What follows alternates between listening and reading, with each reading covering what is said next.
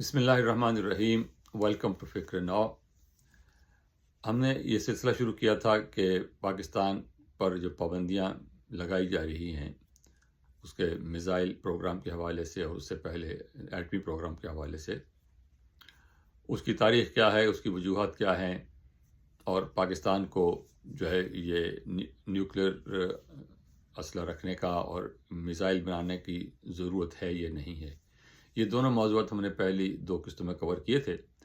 आज की जो किस्त है और ये इस सिलसिले की आखिरी किस्त है, वो उसमें हम ये देखने की कोशिश करेंगे कि पाकिस्तान का जो न्यूक्लियर प्रोग्राम है, जो मिज़ाइल प्रोग्राम है, उसके बारे में इतनी तशवीश क्यों पाई जाती है, और भारत का जो प्रोग्राम है जो हमसे बहुत एडवांस भी है, जो हमसे बहुत पुराना भी है, उसके बारे में मगरब में या बाकी दुनिया में इस किस्म की तशवीश क्यों नहीं पाई जाती।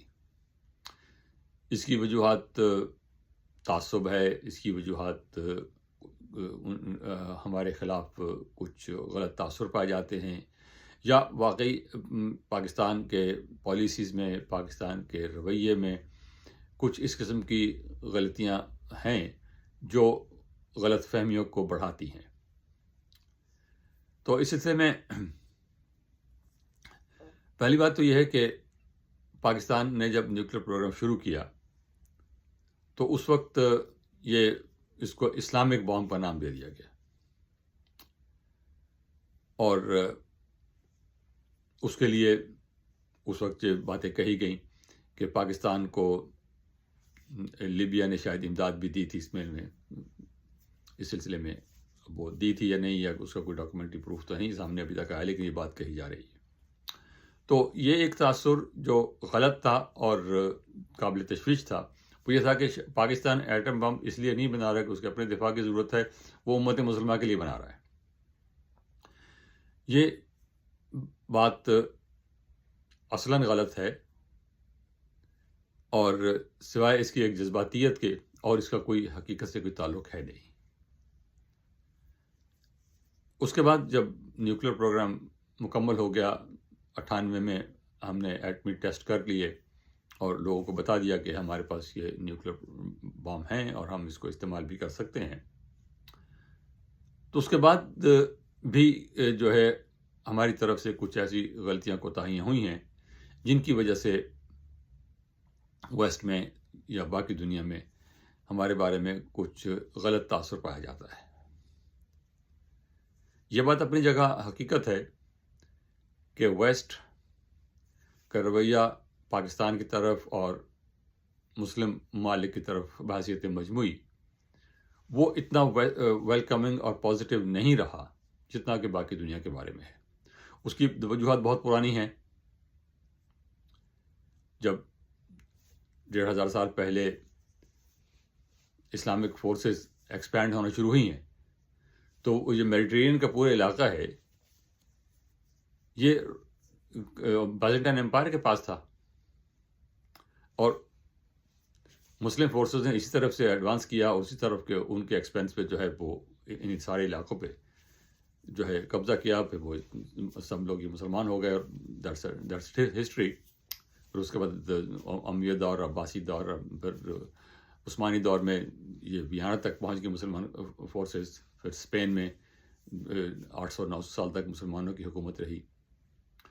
तो इन सारी वजूहात, और उसके बाद जब वेस्ट ने राइज करना शुरू किया है, तो वेस्ट ने फिर इसी तरफ मेडिटेरेनियन का ही इर्द गिर्द था सारा सिलसिला। तो वेस्ट ने जब मेडिटेरेनियन से इस तरफ निकलना शुरू किया तो सबसे पहले तो ये किया कि स्पेन से मुसलमानों को निकाला गया और साथ यहूदियों को निकाला गया। उसके बाद जब वेस्ट की एक्सपेंशन शुरू हुई है तो वो कॉलोनाइजेशन की सूरत में, इस्तेमारियत की सूरत में हुई, और वो भी उसके साथ में फिर यही मुसलमान ममालिक सामने यही थे, अरब ममालिक थे, मिडल ईस्ट का पूरा इलाका था, तुर्की था। तुर्की कॉलोनाइज नहीं हुआ, लेकिन बाहर बहुत सख्त उनके साथ लड़ाई रही 600 साल तक, तो वो लड़ाइयाँ उनके साथ जारी रहीं वेस्ट की। और उसके बाद फिर आगे जब हिंदुस्तान में गए तो वहाँ पर मुसलमानों की हुकूमत थी, इंडोनेशिया में भी, मलेशिया में भी, सारी दुनिया पर। तो वेस्ट का वो एक परसेप्शन है, और मुसलमान ने ज़ाहिर कर रजिस्ट किया इस बात को, अगरचे वो रजिस्ट कामयाब नहीं हुए उस वक्त। तो ये एक हिस्टोरिकल परसेप्शन है, वेस्ट की तरफ से भी है, हमारी तरफ से भी है, تو اس کو جو ہے اوور کم کرنے کی ضرورت ہے. تو یہ بات جو ہے وہ اس کے لیے بہت بڑے ڈائلاگ کی ضرورت ہے مسلم ورلڈ میں اور خود ویسٹ اور ایسٹ میں. تو جو کہ ظاہر ہے کہ اس گفتگو کا موضوع نہیں ہے. تو مختصر بات یہ کہنا چاہ رہے ہیں کہ ویسٹ کے ہاں بحیثیت مجموعی مسلمان ممالک کے بارے میں، مسلمانوں کے بارے میں، اسلام کے بارے میں جو غلط فہمیاں سالوں سے پائی جاتی ہیں، صدیوں سے پائی جاتی ہیں، وہ اب بھی کسی حد تک موجود ہیں. اور اسی قسم کی جو ہیں وہ خدشات اور غلطیاں، غلط فہمیاں جو مسلم ممالک میں پائی جاتی ہیں کہ وہ یہی سمجھتے ہیں کہ یہ وہ استعماری قوتیں ہیں، انہوں نے ہمیں کولونائز کیا ہوا تھا، انہوں نے ہماری امپائرز ختم کی، انہوں نے ہمارے ساتھ ہمارا تیل کو ہمارا چوری کرتے رہے. وہ سارا جو ہے وہ جو بیگیج ہے وہ ابھی تک موجود ہے. تو یہ جو ہے بہت لمبا پروسیس ہے، میں اس کی بات میں نہیں، اس طرف نہیں جانا چاہ رہا، لیکن بحیثیت مجموعی یہ بات بہرحال موجود ہے، دونوں طرف موجود ہے. یہ اب پاکستان کا جو نیوکلیر پروگرام ہے اس میں سلسلے میں جب یہ اسلامک بام کی بات کی گئی کہ اسلامک بام ہے، تو وہ ہم نے اس کو ریزسٹ کرنے کی کوشش کی، اس کو تردید بھی کرتے رہے، لیکن یہ مسلسل پروپیگنڈا ہوتا رہا کہ اسلامک بام ہے، مسلم بام ہے، اسلام کے لیے بنایا جا رہا ہے، اسلام کے دفاع کے لیے بنایا جا رہا ہے. اس قسم کی باتیں ہمارے یہاں لوگوں نے کی بھی، گورنمنٹ نے نہیں کی، کسی رسپانسبل لیڈر نے یہ باتیں نہیں کی، لیکن میڈیا کی حد تک، عوام کی حد تک اور سیکنڈ ٹیئر لیڈرشپ کی حد تک اس قسم کی باتیں ہوتی رہی ہیں. تو اس سے جو ہے یہ تاثر غلط تاثر ہمارے بارے میں قائم ہو گیا. اب جب نیوکلیر پروگرام ہمارا بن گیا، ٹیسٹ کر لیا ہم نے، اس کے بعد جو بہت بڑی غلطی ہم نے کی، جس کو اے کیو خان نیٹ ورک کے نام سے دنیا میں جانا جاتا ہے. اب یہ تو نہیں ہو سکتا کہ ایک شخص جو ہے وہ اے کیو خان ہو یا کوئی بھی ہو، کہ ایک شخص اٹھ کے جو ہے وہ اتنا بڑا اکوپمنٹ، اتنی بڑی چیزیں اٹھا کے ملک سے باہر لے جائے. لیکن اس کی کیونکہ کبھی تحقیق ہوئی نہیں، اس لیے ہم نہیں جانتے کیسے ہوا، لیکن جو اس کا نیٹ ورک کا نام ہو، اے کیو خان نیٹ ورک کے نام سے جانا جاتا ہے وہ. اور ہم نے بہت بڑی غلطی کی اور اپنے بہت غیر ذمہ داری کا ثبوت دیا جب ہم نے یہ ٹیکنالوجی ایران اور لیبیا کو بیچ دی. اس سے ہمارا تاثر، ہمارے بارے میں یہ تاثر بہت خراب ہوا ویسٹ کے بارے میں کہ یہ بڑے غیر ذمہ دار لوگ ہیں اور ان پہ اعتبار نہیں کیا جا سکتا. اس کے بعد کارگل کا مارکا ہوا. کارگل وار کے دوران یہ پہلی دفعہ ایسا ہوا کہ دو نیوکلیر طاقتیں جو تھیں وہ باقاعدہ لڑائی میں آمنے سامنے آ گئی.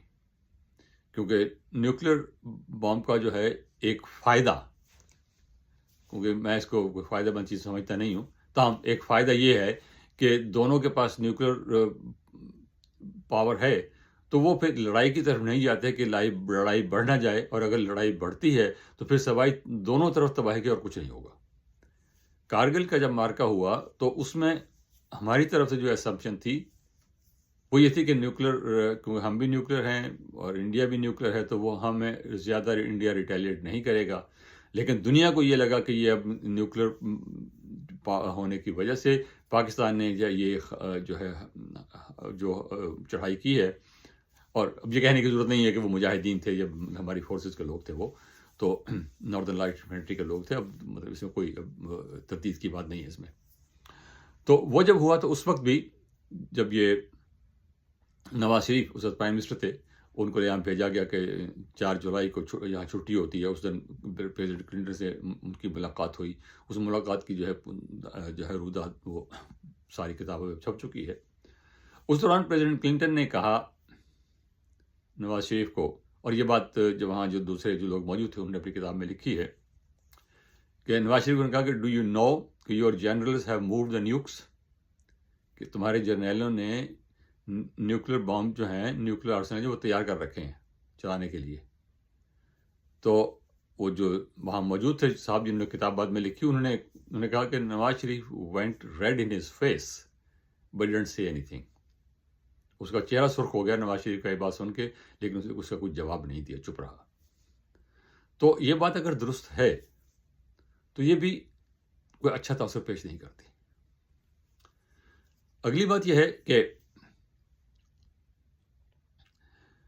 پاکستان کا افغان جہاد کے سلسلے میں جو کردار رہا، امریکہ نے اس وقت جہاد کی بڑی پروموشن کی اور مجاہدین کو اسلحہ سپلائی کیا، مجاہدین کو ٹریننگ دی، مجاہدین کو طالبان جو نہیں تھے پر یہی مجاہدین تھے، ان کو وائٹ ہاؤس میں ویلکم کیا گیا پریزیڈنٹ ریگن کے پاس. لیکن جب وہ بات ختم ہو گئی، رشیا وہاں سے نکل گیا، سوویت یونین تھا اس وقت، وہ نکل گیا، تو امریکہ نے اپنے ہاتھ صاف کے باہر آ گیا. پاکستان کے پلے یہ پڑ گئے سارے. اور پاکستان نے جو غلطی کی اس پالیسی میکنگ پہ، وہ یہ کی کہ اگر امریکہ یہ کر سکتا ہم بھی کر سکتے ہیں. اور وہ پھر کشمیر میں اور ادھر ادھر جب ہم نے کاروائی شروع کر دی جو ہمارے خلاف گئی، اس سے ہمیں حاصل وصول بھی کچھ نہیں ہوا.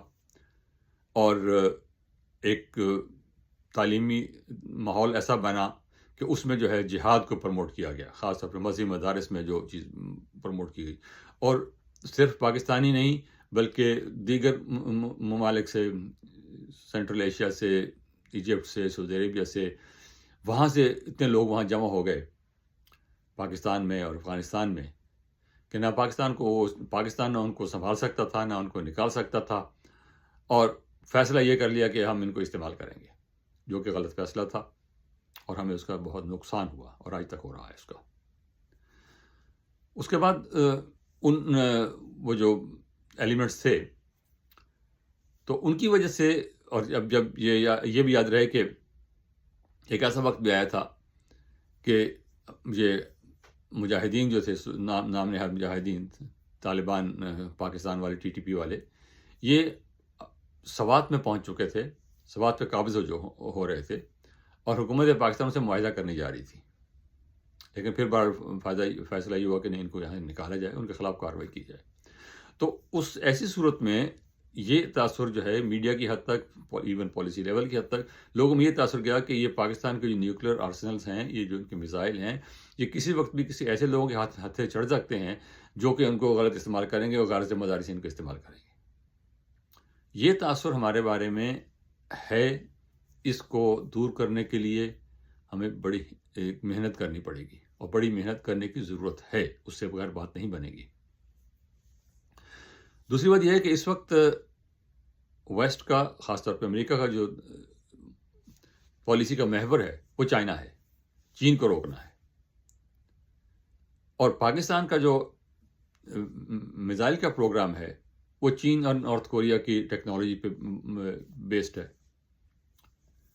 کیونکہ ویسٹ تو بالکل ہمیں کوئی چیز نہیں دینے کو تیار نہیں ہے. اور ہم نے ادھر سے جو ہیں جو بھی ٹیکنالوجی ہمیں ملی ہے وہ اس لیے کہ ہم نے اس کو استعمال کر کے اپنے انڈیجنس چیزیں بھی بنائی ہیں. J-17 تھنڈر بنایا ہے، اس سے اگلا جنریشن بن رہی ہے.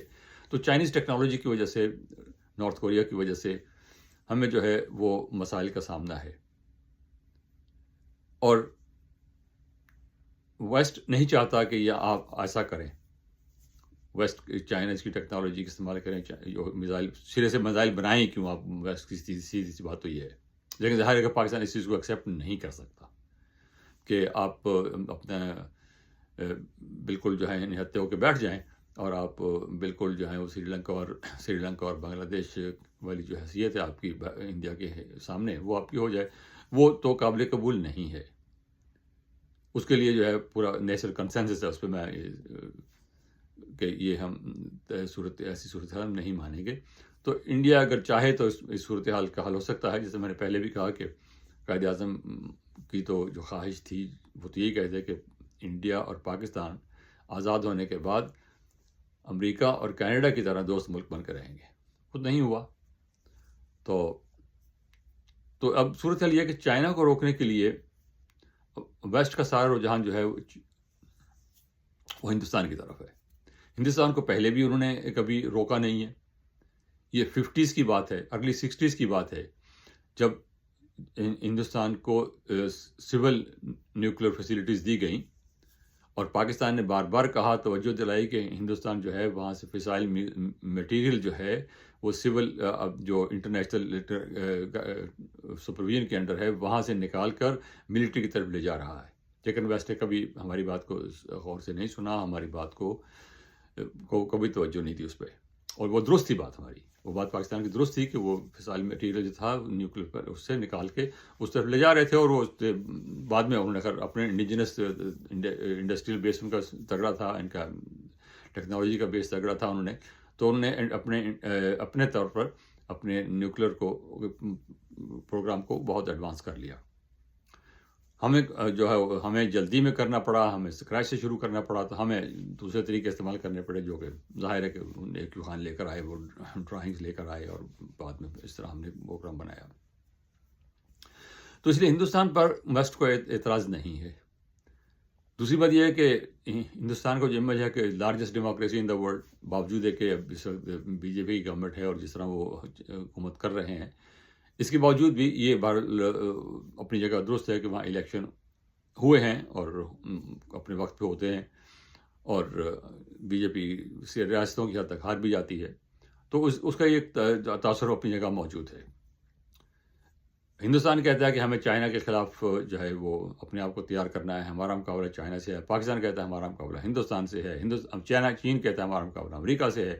تو یہ جو ہے کھچڑی جو بنی ہوئی ہے، یہ اس کا کوئی حل تو نظر نہیں آتا کہ چین امریکہ کے مقابلہ کرنا چاہتا ہے، ہندوستان چین کا مقابلہ کرنا چاہتا ہے، پاکستان ہندوستان کا مقابلہ کرنا چاہتا ہے، اور تینوں چاروں جو ہیں وہ دوسری طاقت سے کافی پیچھے ہیں، لیکن اس کے سب برابر پہنچنا چاہتے ہیں. تو ہم بات ہندوستان کی طرف آ رہی تھی. تو ہندوستان کو اب انہوں نے جب کولڈ وار ختم ہوئی ہے پچھلے 20-25 سال میں، جب ہندوستان کی انویسٹمنٹ اتنی ہندوستان میں گئی ہے، تو اب ہندوستان کے ساتھ ملٹری کے ساتھ ساتھ امریکہ کا جو ہے، ویسٹ کا جو ہے، وہ اکنامک اور ملٹری جو ہے مفاد، وہ دونوں وابستہ ہو گئے ہیں. چین کے ساتھ معاشی مفاد وابستہ تھا، کمرشل مفاد وابستہ تھا، اور اتنے سال تک وہاں چلتا رہا سلسلہ، اب بھی چل رہا ہے. بہت بڑی، اب بھی سب سے بڑی انویسٹمنٹ امریکہ کی سب سے بڑی انویسٹمنٹ ملک سے باہر جو ہے وہ چین میں ہے ابھی تک بھی، اگرچہ وہاں اسے کم کر رہے ہیں، نکال رہے ہیں. لیکن اس وقت جو ہے پھر وہ ہندوستان کی طرف جو ہے پچھلے کم از کم 30 سال سے وہ ہندوستان کی طرف جو ہے وہ انویسٹمنٹ ہو رہی ہے، اور ہندوستان کی اکانومی بہت تیزی سے ترقی کر رہی ہے. اور میرا خیال ہے اگلے 1-1.5 سال میں وہ ہندوستان کی جو اکانومی ہے جی ڈی پی کے حساب سے وہ جاپان سے آگے نکل جائے گی، جس حساب سے وہ جا رہے ہیں. تو اس لیے پھر ہندوستان کی جو جغرافی کی لوکیشن ہے، پاکستان کو صرف بحیرہ عرب کا جو ہے علاقہ ہے، گلف کا علاقہ ہے، وہاں تک اپنا حفاظت کرنی ہے بحریہ کی. اگر بحریہ کی طرف دیکھیں، ہندوستان کو ساتھ جو ہے پورا بحر ہند ہے، اور انہوں نے اپنے آپ کو اور ایکسٹینڈ بھی کر لیا ہے. اگرچہ لوگ کہتے ہیں کہ ہندوستان نے اوور اسٹریچ کیا ہوا اپنے آپ کو، لیکن بہرحال انہوں نے کیا ہوا اپنے آپ کو. اور امریکہ نے اس کو جو ہے کوارڈ کا ممبر بھی بنا دیا ہے، جس میں کہ امریکہ، جاپان، آسٹریلیا، ہندوستان شامل ہیں. اور اس کے ساتھ ساتھ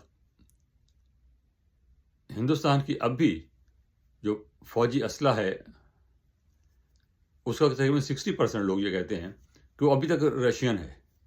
رشیا سے وہ تیل بھی خرید رہے ہیں باوجود پابندیوں کے، اور اسی تیل کو اپنے ہاں ریفائن کر کے یورو کو بیچ بھی رہے ہیں، اور دوہرا منافع کما رہے ہیں وہ لوگ. تو ویسٹ کو ہندوستان پہ کوئی اعتراض ہے نہیں. اور ویسٹ سے اگر بات کریں ان لوگوں سے، تو وہ یہ بھی کہتے ہیں کہ ہندوستان نے تو کبھی نیوکلیر ٹیکنالوجی کسی کو نہیں بیچی. آپ نے نیوکلیر ٹیکنالوجی بیچی ہے، آپ نے جو ہے وہ دہشت گرد جو ہیں وہ آپ کے جو ہیں بڑے قریب ہیں. آپ خود ان کے جو مذہبی انتہا پسند ہیں، ان کی جو ہے پرورش کرتے ہیں.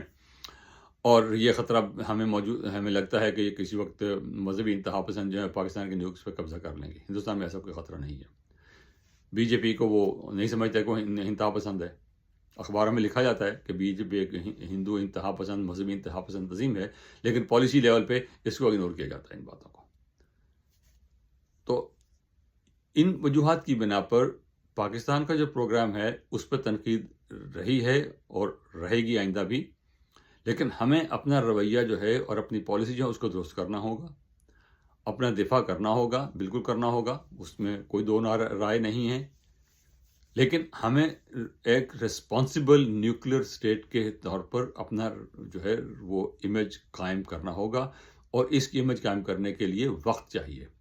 ہمیں کنسسٹنٹلی یہ پالیسی اپنانی ہوگی کہ ہم کسی کے لیے خطرہ نہیں ہیں، ہم صرف ہندوستان کا ہمارا مسئلہ ہے۔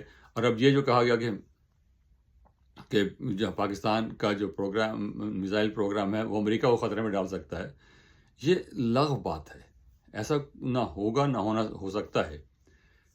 لیکن ہندوستان کے پاس جو ہیں اس سے زیادہ طاقتور میزائل ہیں، ان کے بارے میں یہ بات نہیں کہی جاتی کیونکہ ان کے تعلقات اس قسم کے ہیں، اور پاکستان کے بارے میں یہ بات کہی گئی۔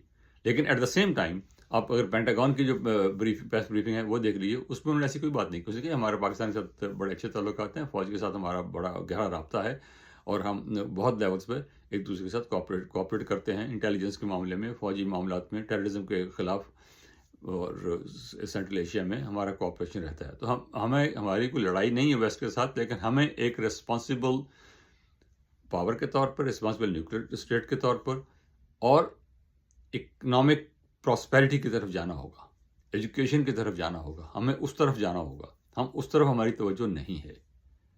تو تاہم بات اس بات پہ ختم کرتے ہیں کہ ہمارے چینل کو پلیز سبسکرائب کیجئے، اپنے کمنٹس دیجئے۔ بہت شکریہ، خدا حافظ۔